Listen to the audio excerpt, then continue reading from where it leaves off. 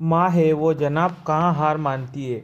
माँ एक ऐसा शब्द है जिसकी कोई पूर्ण परिभाषा नहीं है। अनगिनत कवियों, लेखकों, विचारकों, बुद्धिजीवियों, संतों, महापुरुषों द्वारा एवं समस्त धर्मों से माँ की व्याख्या को बहुत सुंदर ढंग से प्रस्तुत किया गया है। वास्तविक जीवन में माँ की जो भूमिका है उसे बयान करना असंभव है। अक्टूबर मास की चटपटी संध्या, घर में काफी चहल पहल थी। आज नव पुत्र वधू का घर में प्रथम प्रवेश था। बहू काफी संपन्न परिवार से थी। बहू से अधिक उसके द्वारा लाए गए सामान की चर्चा थी, जो हमारे समाज की घोर विडंबना है। रिश्ते नाते पारिवारिक जीवन से संघर्ष करते हुए समय अपनी गति से चलता गया और एक लंबे अंतराल के बाद अंततः घर में पुत्र सनातन का जन्म हुआ। अब पुत्र एवं बहू माता पिता के पद का सौभाग्य प्राप्त कर चुके थे। अब प्रकृति ने एक नैतिक जिम्मेदारी सौंपी थी, जो दाम्पत्य जीवन में सफलतापूर्वक निर्वहन भी करना था।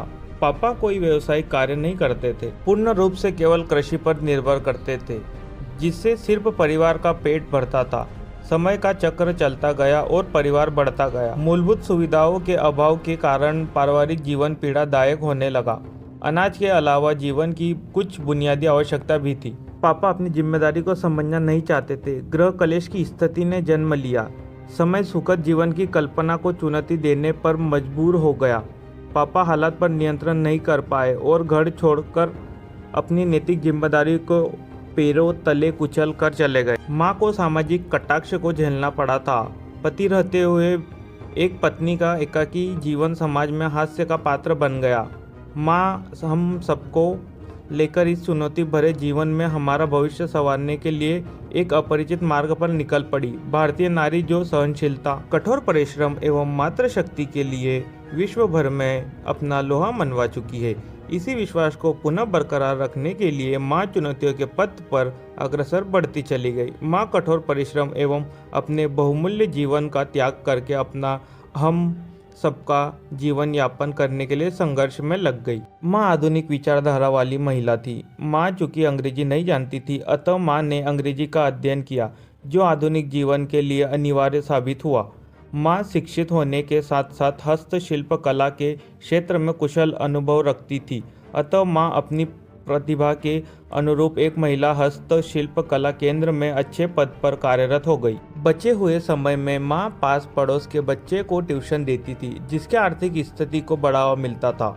माँ पिता स्वरूप बनकर अपना हमारा अच्छी शिक्षा एवं सफल भविष्य की कल्पना को साकार करने में लग गई।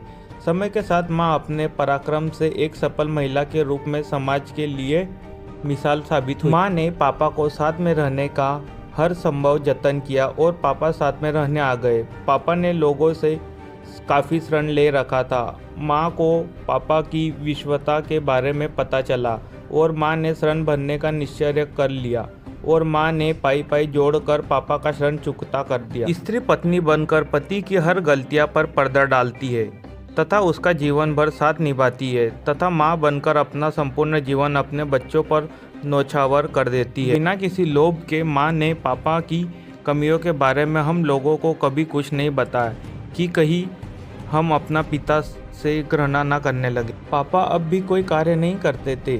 एक पिता का अपने बच्चों के प्रति क्या दायित्व होता है, पापा इस बात से विहीन थे। कुछ माह के अंतराल के बाद पापा फिर से चले गए और हम समय के साथ कदम से कदम मिलाते बड़े होते गए। हम दोनों भाई पढ़ाई के साथ साथ काम करने लगे और घर की आर्थिक स्थिति अच्छी होती गई। माँ एवं हम दिन रात मेहनत करते और अच्छे जीवन का दृढ़ संकल्प के लिए आगे बढ़ते गए।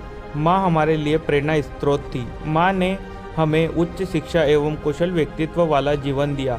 हम दोनों भाई पढ़ लिख कर अच्छे पद पर कार्यरत हो गए और जीवन सुचारू रूप से भलीभांति चलने लगा। दोस्तों, आपको इस कहानी से क्या सीख मिली, कमेंट करके जरूर बताएं और वीडियो को